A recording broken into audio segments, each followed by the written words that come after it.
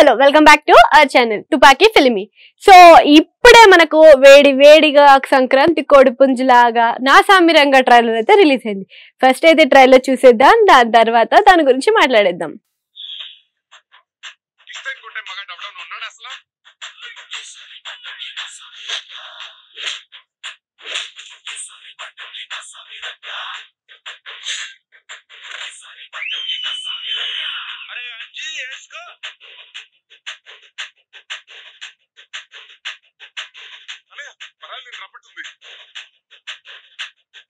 ఎవరన్నయ్యా మనకిస్తే loves ఏంటిది కెట్టాయికి నరకడం తెలుస్తుంది కానీ సరసం అంటే తెలుస్తుంది. ఇంత అందంగా తయారొచ్చావు, సినిమాకి వెళ్తున్నాం కదా. నువ్వు ఇట్లా సినిమాకి వస్తే నా సామిరంగా ఓ మాట చెప్తాను, మనసులో పెట్టుకో. అట్లా పితృపోసి వస్తున్నావు, ఏమడిగింది ఏంటి? నోట్లో 2 ఎలక్కాలు వేసుకురమ్మంటావేంటి? నన్ను ఇలా చూస్తే ఎట్లా అనిపిస్తుంది? ఊరి శివర గంధం నాగరాజన్ డాక్టర్ ఉంటాడు, ఆడి దగ్గర చూపించుకునేదాకా నువ్వు జనాల్లో తిరక్కే. కిందటేడాది పండక్కి ఏమైందో తెలుసా?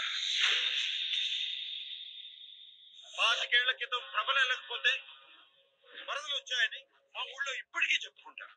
ఈ పాలి కిష్టయ్య వచ్చాడని మీ ఊళ్ళో చెప్పుకుంటారా? కిష్టయ్య, ఓ కిష్టయ్య, ఏమని అనుకున్నావురా? కిష్టయ్య, కిష్టయ్యనే అలాంటి సావుకెదిరెళ్ళాలి. వచ్చే పండక్కల్లో మీ ఇద్దరు వేసేయకపోతే ఈ ఊర్లో మమ్మల్ని పాడకించి పగడెవడరా? చాలా గొప్ప చేశావు.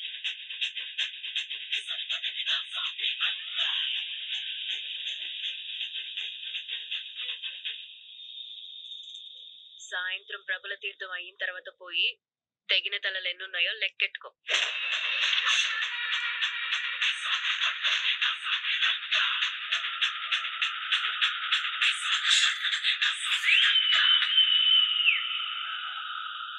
ఈసారి పండక్కి నా సామిరంగా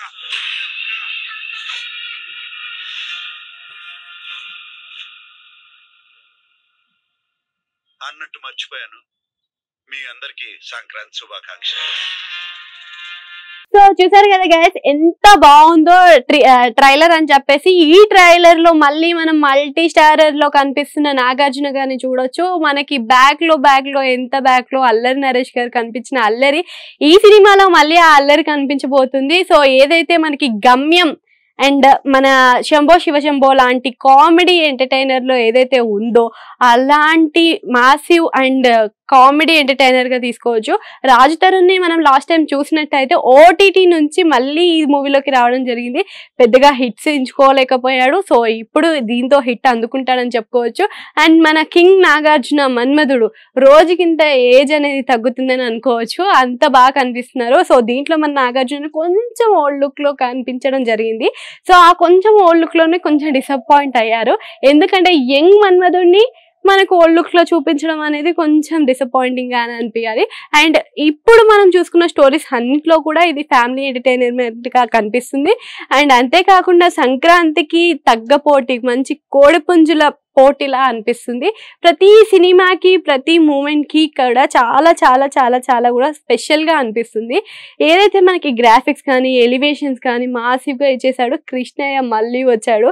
అండ్ ఈ సినిమాలో చెప్పకనే చెప్పారు ఏంటిది అంటే పండక్కి నా సామి రంగా అని. అసలు ఆ టైటిల్లోనే అదృష్టం అనుకోవచ్చు. ఆ టైటిల్ వచ్చేసి మనకి నా సామి రంగా అనేది మన విలేజ్ లో బాగా వినే పేర్లు.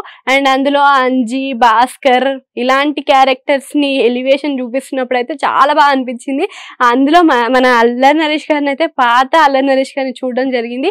సో ఇది నేను చూసుకున్నట్టయితే మనకి ఊరు సమస్యల గురించి అని నేనైతే స్టోరీ అనుకుంటున్నాను. మీకు ఎలా అనిపించిందో కామెంట్ సెక్షన్ లో కామెంట్ చేయండి.